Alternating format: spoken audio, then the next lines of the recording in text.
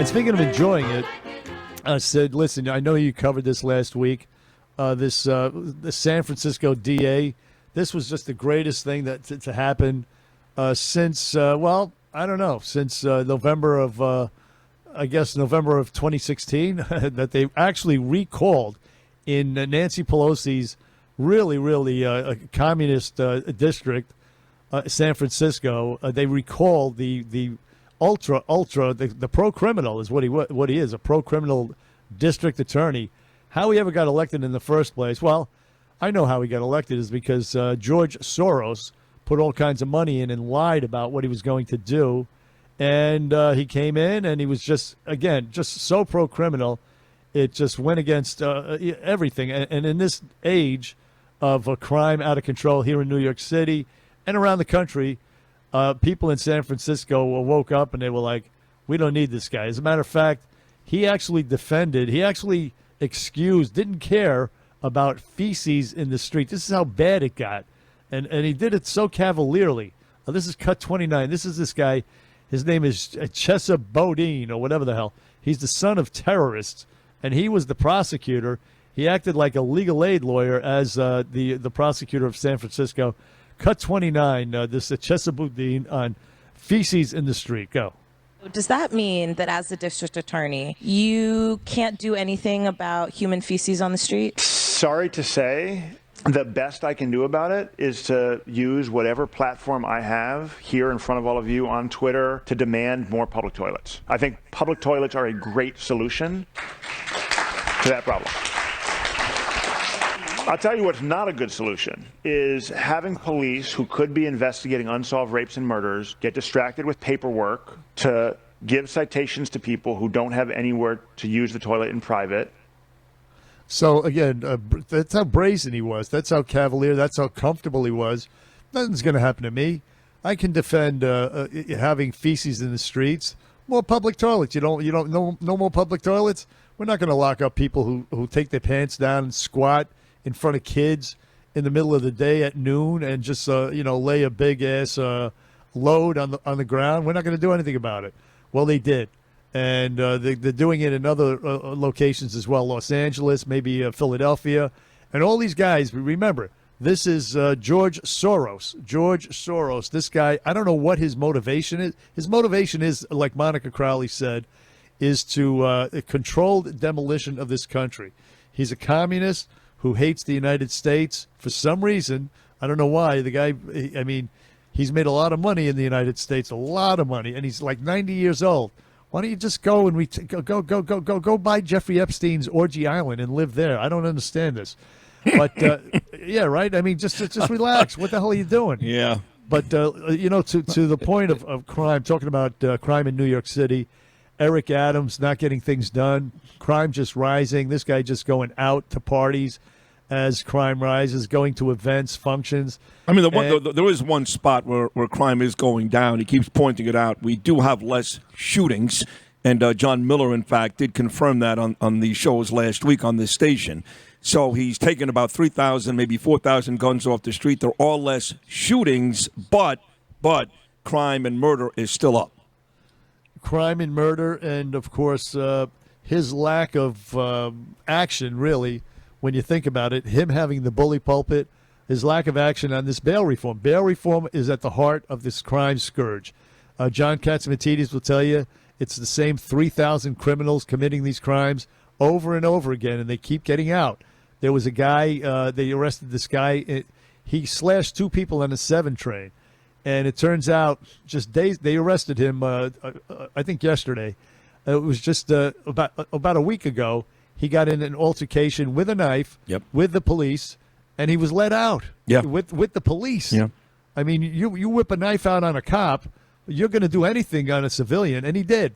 He slashed 2 people on the 7 train, and it turns out he has 14 priors. So at the heart of this crime problem is the no bail, no jail policy that's being held down up in the state legislature by Carl Heastie, Andrea Stewart Cousins, these two people. Oh, Kathy Hochul. You got to know. Hochul, she's the boss. Right. Well, she's the boss. She's the boss. Right. She's afraid of them. Of course. She tried to get more stuff done than she got. She got a little bit done. She got rolled by them because she's a coward. She's ineffective.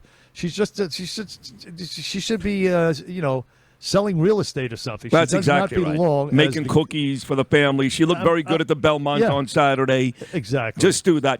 I tell you even a better example of the bail reform stuff, because the guy you brought up, you're right, that's something else, and he was arrested yesterday. There was a guy last week that committed a crime at a subway station, and he was so fearless of any repercussion, he went back to the same exact station. I mean, when I was a kid, a guy commits a crime, he leaves. He never goes back. Never. They go back to the same exact place. He was arrested at the site of the crime. He was the guy who threw that woman. She was sitting in the seat. Just threw her onto the tracks. Correct. Just a callous disregard for life. And that's where the culture comes in. But that's another conversation. Regarding Eric Adams, I just want to play this because I've been saying that Eric Adams should name and shame Cousins and Stewart in a big way. You have blood on your hands. And none other than Judge Janine on Friday made the same assertion. And I've been doing this now for a couple of months. She said it on Friday. God bless her. I don't know where she got it, but she got it, and she got religion. Anyway, cut 31, Judge Janine on Eric Adams' crime, and Heastie and Cousins. Go. We're talking about Eric Adams right now, the mayor of New York City, a police captain who was elected because everybody thought he would take care of crime. One of the things that he's really good at is being part of the nightlife in New York City. I've gone to several black tie things in New York City. Every one that I've gone to, he's been there all dappered up and all ready to make a speech and say how great New York is. I don't want to see him in another hot suit with another hot tie. I want to see him with his sleeves rolled up. I want to see him with a bunch of cops around him, not an entourage of highfalutin people. I want to see him go to every crime scene and call out Carl Heastie and Andrea Stewart Cousins, who won't change the bail law in New York, and Governor Hochul. I want him with a sign with all three every time there's a crime. Mayor Adams, if you give a damn about victims, I don't want to hear you talk. Start walking the walk. So you heard what she said. I want him with a sign. A sign with their picture. She didn't finish her statement, but she wants a sign with their picture.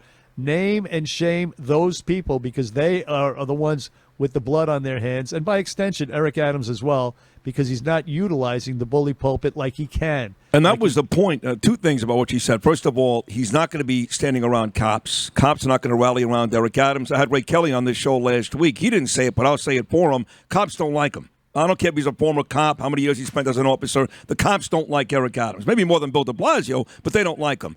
And secondly, when people were yelling at you and I, wait a second, he doesn't have the power. He can't do it. It's all up in Albany. Yes, that's when he started to say, well, at the very least, if you can't change things with legislation, at least act pissed. Name, shame, scream. And now everybody else is saying the same exact thing. So now all of a sudden, it's not he doesn't have the power, it's that he's not doing anything about it. So I will take a bow. You as well, Sid, will take a bow on calling out Eric Adams for not naming and shaming. And, now other people are realizing that's what you have to do with these people. You have blood on your hands. You have the blood of your own constituents, minorities mostly. Black people are getting killed. 11-year-olds sitting in their car eating Mickey D's. They're getting killed. People are getting shoved in front of subways or shoved onto the tracks, et cetera, because of you, Carl Heastie, because of you, Andrea Stewart Cousins, and throw some red paint on their picture while you're holding up that sign and point it out, and you'll get a lot of attention. You really will. Yep. But he won't do it because, I don't know, he's a coward. He's afraid of them just like Kathy Hochul is afraid of them.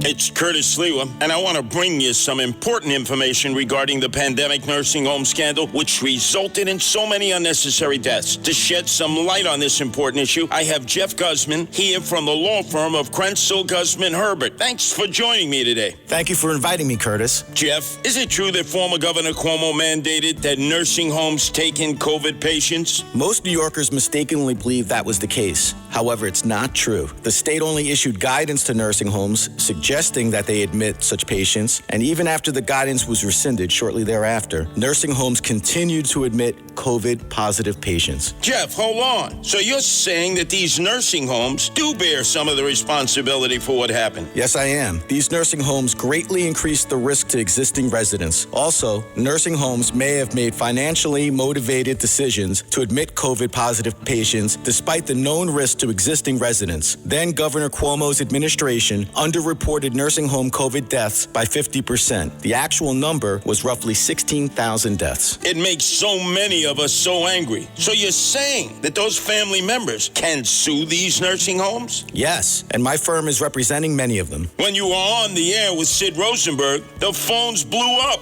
They did. I think a lot of people just didn't know who to call or that their family might be entitled to compensation. I'm glad to get the message out that at Krenzel Guzman Herbert, we're working hard to fight on behalf of these families. To everyone listening out there, if you or a friend lost a loved one to COVID, call Jeff Guzman and his team at KG Law today. Jeff, where can you be reached? You can call our office at 212-227-2900 or visit us at kglawteam.com. That's the KG Law Team at 212-227-2900 or just go to kglawteam.com. Thanks, Jeff. Thank you, Curtis.